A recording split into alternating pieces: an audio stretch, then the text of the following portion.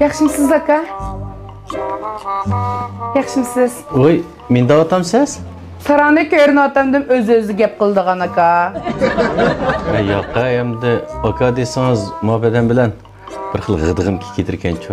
Voy aka, ertaga chiqishib qolsaqchi, udul ismingizni chaqirma. Oy, deydigan siz oy. Mening oyalim bor, bolalarim bor jimang deb qo'yay. Chaqchaq qilib qo'ydim aka, mening uchun ma'bdim bor.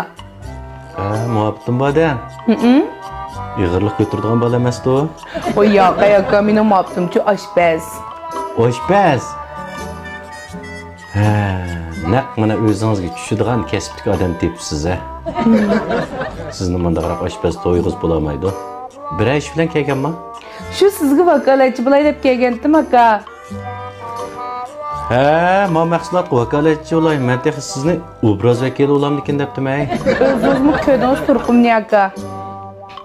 Men turqingizmi ko'gichiligi bor keras. Alsam sizlarning bu mahsulotinglar badanga mayni seriydiga, org'uliqni yo'qdiga, unisiga jigarni yashartidiga, cho'nglar ichishim uchun shunday mos keldiga. Naqma bizning mahsulotni siz tushunibsiz jumon. Ras siz degandek org'uliqni tugatadi, jigarlik mayni seriydi. Beshida o'zingiz ichib, uningdan boshqalarga tavsiya qilib qo'ying. Ras men bunda bir gap bor. Mavo ras haqiqiy tabiiy ichimlik uchun doğru ichimlik emas, esingiz bo'lsin. Shuni kelgan emasmi aka men? Oshpaz qo'shilganda bu ishga. Shu oshpaz tunishtirg'achqa kelgan aka. Buni ichsam badanimga maymi aziydi, meni besmi miniklaydi demasmi?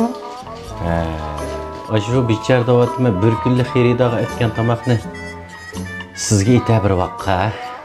Sizni dadamdek gap qildingiz aka. Bo'ldi ukam, bundas ayt kelsangiz to'xtam tuzaylik a. Ma'qul aka, sizga aytkilar ayt ko'rishaylik aka. Ma'qul emsa.